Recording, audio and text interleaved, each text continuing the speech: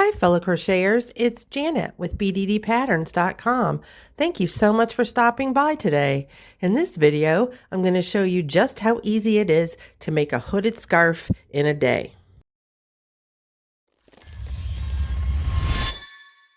All right, let's take a look at what we need to make our Zaza hooded scarf. I just used this Karen 1 pound, and it's in medium gray mix, and overall I would say I used about half of it. So this is 812 yards, so say if you have 400 yards you should be able to do this. I just like to have extra, and this is just really one of my favorite colors, so that's why I grabbed this skein. Of course, a measuring tape, yeah, and that's pretty imperative for this project. A row counter of some sort. If you don't want to buy one of these, great, get a digital one. They're cheaper. I personally like these because there's more control in them. But if you don't even have that, a piece of paper and a pencil or a pen will do just fine. Just something that you can tally up your rows. A sharp pair of scissors, and these are my favorite. Everybody's seen these that watches my channel. If you're new, welcome. These are my favorite scissors. They're in a necklace, and you can wear them around your neck. That way you never lose them. A bent yarn needle. These are my favorite bent yarn needles because I love the container. I never lose them. And to go along with that bent yarn needle, a yarn needle threader. This is my favorite one. It's very durable. It's made by Clover.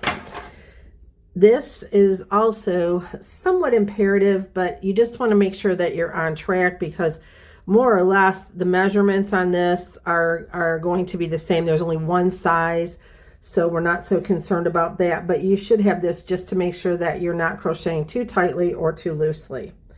You will also need a J or a 6mm crochet hook, and you will need 3 stitch markers. All right, let's make this beautiful hooded scarf.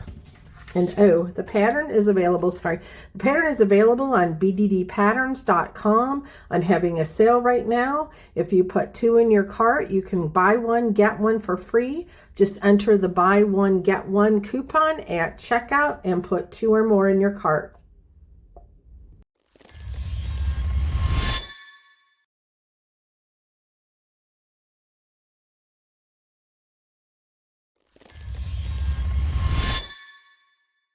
Right, this is so exciting because we are ready to get started. Just make your slip knot, and you're going to just simply chain 2. 1, 2. All right, now this is just the foundation. We're not counting this as a row. You're just going to go ahead and find that back bump. See that back bump right there? Sorry, I went off camera there. All right, and just simply single crochet into that back bump, and now you've got a teeny little triangle here, just teeny tiny. Okay, chain 1 and turn. Now let's get into row 1. Okay, row 1 is super simple. We're just going to single crochet, not into the first stitch like we normally would. Okay, that's the first stitch right there. You can see that normally I just insert my hook right there, and I would go ahead and do a single crochet stitch, but that's not what we're doing. We are looking for this loop. It's basically from the turning chain of the previous row, and going forward, the last stitch of every row is going to be worked into that loop instead of the last stitch. So we've only got 1 stitch we're working across right now, so we're just going to work that into that loop. And then we're going to chain 1, and that is row 1. Row 2, we're going to turn. Okay, there's our first stitch. All right, we're just going to repeat that. We're going to simply crochet with a single crochet into that loop. We're going to chain 1, and we're going to turn, and we just completed row 2. Row 3. Again, there's our normal single crochet stitch right there in the center. Grab that loop that's at the end, and just single crochet right into that loop. And that is the end of row 3. We're going to chain 1 and turn. Now we're going to the fun part. We're going to go into, row 4. All right, into row 4, we are going to do our first increase. So we're just going to locate that stitch, and we're actually going to do it right into that stitch that we just did from row 3 into that where that loop was. All right, and we're going to increase 2. Now this is the only row that you don't have to worry about doing that last stitch into the loop from the previous turning chain row. So I want you to go ahead and put a stitch marker right into the first stitch that you did, because this is your first increase row. All right, this pattern increases, sorry about that guys, every 4th row. So you'll crochet 3 rows of the stitch count that you've got, and then on the 4th row you'll increase, and then you'll crochet again 3 rows of that increase stitch count, and then so on and so forth. All right, so we just again completed row 4. So let's chain 1, and turn. Now we completed row 4, and now we're going to single crochet into the first stitch and single crochet into that loop from the last on the last stitch, or from the turning chain on the previous row. Okay, chain 1, turn. Now we're on row 6, single crochet into the first stitch, single crochet into the next stitch. Okay, now we're on going into row 7, same thing, single crochet into the first stitch, single crochet into that loop from the second stitch, chain 1 and turn. Okay, now we are at the fun part. Here we are at another increase because we're at row 8. All right, so go ahead and just single crochet 2 times into that first stitch. Okay, now instead of working with 2 stitches, we're going to have 3. And then yes, there's your loop right there. Just single crochet right into that last loop. Now you've got 3. Okay, but what we need to do, and you should do this always at the beginning before you move on after your increase, otherwise you might get lost. Just slide that stitch marker into that first stitch of this increase row. Now the other thing I want you to do at this point is go ahead and put another stitch marker into this panel on this side. Now this is doing 2 things. This marker is marking the increase, and you will keep moving that up. This marker will be placed in the first stitch of every 4th row, and that's going to help you keep on line, keep going, and knowing where you're at all the time. This stitch marker here marks the right side of your panel. Now the other thing that I want to tell you about this pattern is that if you got confused, always remember, here's your increase. So it's going to be 3 rows up from this, or if you're looking back, 3 rows back from it. And this is the 4th row from going this way. Okay, or I'm sorry, this is actually the 8th row from going this way, because we have 3 stitches. But don't make an increase on this side. If there's no stitch marker, there's no increase. It's really that simple. This is our last set that we're going to do together, our last set of 4. So here we've got, that was our 8th row that we just completed. We're going into row 9, and we're working across 8 stitches now. So we're going to 3 stitches now. So we're going to single crochet into the first 2 stitches, and then single crochet into that last loop, making that our last stitch. And see what that's doing? That's giving you a lovely edge, and it'll get prettier just as time goes by. So here we go with row 10, single crochet into the first stitch, single crochet into the next stitch, and single crochet into the loop of the last stitch. And we just completed row 10, sorry. Okay, now we're going to go into row 11, and we're going to do the same thing, just single crochet into the 3 stitches, the 2 stitches, and then that loop from the previous row. Okay, we're going to chain 1 and turn. Here we are, guys. Now we're at our increase row because it's going to be 4, 8, 12, 16, 20, 24, so on and so forth. So this is the last one that we're going to do together. All right, so we're just going to increase here. And that's just 2 single crochets into the first stitch. Now stop, don't go on any further, because now you're going to get into the part where if you don't take the time to do this, you're going to be sorry. Okay, and just put your stitch marker into that first increase. All right, and this is going to mark row 12. So we've already done 2 stitches. All right, and we're going to do 2 more, and again, that last stitch, and this is the last time I'm going to repeat myself, so I hope you're not tired of it, but that last stitch is always into that back loop. Okay, so now we have completed 12 rows and we have 4 stitches.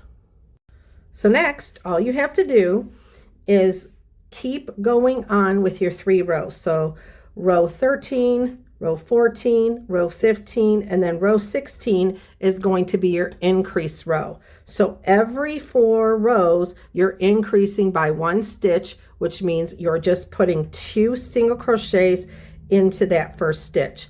You want to repeat this pattern until you reach 132 rows, which should give you 34 stitches across. And that's going to be about 14 inches wide, just so that you know what you're heading into. Okay, and then after you do your 132 rows, you're going to want to do 2 more rows. So that would give you 134.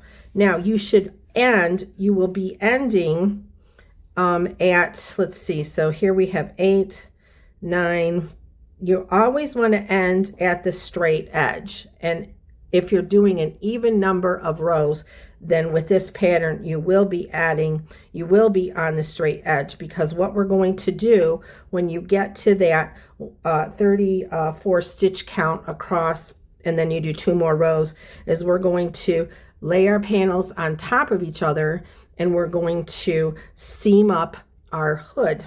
And that's what's next.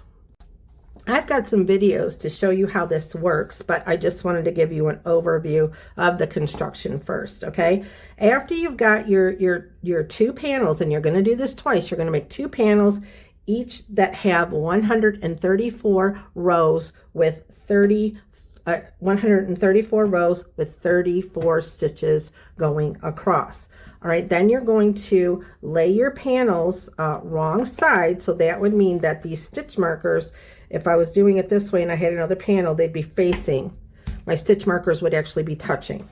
Okay, you're going to do that, and then we're going to take, and on the second panel, don't fasten off. On the first panel, fasten off, but on the second panel, go ahead and don't fasten off. All right, and then we're going to go across the top and then down. So 2 inches, you're going to put a stitch marker at 2 inches down on this increase side, so that the wrong side or the right sides again are together, and then you're just going to single crochet across that and single crochet down to that 2 inches where that stitch marker is, and that is really going to be it. But I've got more to show you, so stick around. Now that you just reached the end of the row where you reached 34 stitches, let's go ahead and let's line up our panels so that the straight edges are together, and then of course the increase edge is together. And we should be at the straight end. And what we're going to do is I'm just going to flip this over so that my working yarn is in the back. Then what I'm going to do is I'm going to insert my hook into that first stitch. And as soon as I can grab my yarn from this, I don't know where it went, good heavens. I'm going to just reach in and grab that yarn, and then yarn over and pull through all those 4 loops. Okay, so now I've joined the panels together at that straight edge. And then what I'm going to do next is I'm going to grab a stitch marker and I'm going to measure 2 inches from the top down the increased edge. And I'm going to put, and with the panels together and lined up evenly, I'm going to put a stitch marker right there. So it's not very much as far as like what we're going to do to create the hood, but there has to be enough there. So I'm going to go a little bit more than that just because of the angle. And I'm going to go into those 2 one stitch that's below where I measured the 2 inches, but right there. But that's just enough. So if it's 1/4 inch or 1/8 inch off, it doesn't matter. It's not important. But this is what's going to form your hood. So now you are going to continue across these 34 stitches. Okay. And let's just go back in and just make sure that, let's open this up and take a look and see what we've got. Okay, yeah, because we do have a knot here, and the hooded part, the face part, is where the straight edge is. So because we've got that going on, we definitely want to make sure that we've got a real strong connection. And we've also got a place, honestly, where we can hide our tail so that it won't look, you know, silly. All right, so I'm just going to complete that stitch right there, and I've got that good. All right, so next I'm just going to continue slip stitching to join the front and the back panels of our hoodie scarf, our Zaza scarf. And see, I'm going through 4 loops here, all right, which is 2 stitches because each stitch has 2 loops basically. And I'm just going to continue along. Notice I'm not really pulling tight, but I'm not, you know, loosey-goosey, because you don't want that. You want your seam to hold your scarf, because this is kind of a long scarf. In fact, honestly, it's the longest scarf I've ever made. So we're just going to continue doing that until we get to the end, our 34th stitch of the top of our scarf, which is now going to form the top of your head seam for the hood. Now that you've done all 34 stitches and you've made your seam at the top of the hood, let's just go in and continue down, making our way just to this stitch marker, because that's just going to cover the back of it, and it's just going to make it fold over neatly. But like I said, this is not a full-blown hood. This is more of just a shaping to give you a hood. So go ahead and make sure that you're going through all of your loops and continue on and just make a super simple slip stitch down to and including the stitches that your stitch marker is in. And mine was 2 inches, but it ended up, it's probably closer to 2.5. And you could even go 3 if you wanted to, but I wouldn't go any more than that, because it's going to kind of, the scarf won't, you know, lay exactly right if you go longer. But if you want more of a hood, a defined hood shape, then go ahead and do it. Just try it on before you make that full commitment, because we don't want any problems there. Okay, all right, so I have now completed the scarf. Really, all I have to do is just go ahead and fasten off and weave my tails. I would definitely go in and do this twice, this seam here, down here at the end, because that is important. And then when you weave your tails, just go ahead and see this right here. Take that with your needle and just catch these 2 and then hide it in behind the back of the seam, and then you'll have a really flawless look. And once you turn it right side out, you can see you just formed a hood, but you're leaving this open because that's what's, it's going to be like this. So your head is only going to take up about, you know, this much space, if you can see on the side. I'm going to put it on the form in a minute and show you what it looks like before I weave the tails. All right, and there she is before the tails are weaved. And there's the side right there. You can see that's where we just did that little 2.5 inch to make the fold go down and complete. Then I'll show you also what it looks like when you open it up. There you can see where we did the 2 inches right here, and that was going to help form the back of the hood. Then there's the inside of our top seam. Now, remember what I said about this right here. Just go ahead and with your yarn needle, just secure that to make this just even and flawless in the front, because this is where your face is going to be right there. So you want that to be just perfect. And then weave in your tails and you are done. Thank you so much for watching this video, and I hope you show off your Zaza scarf.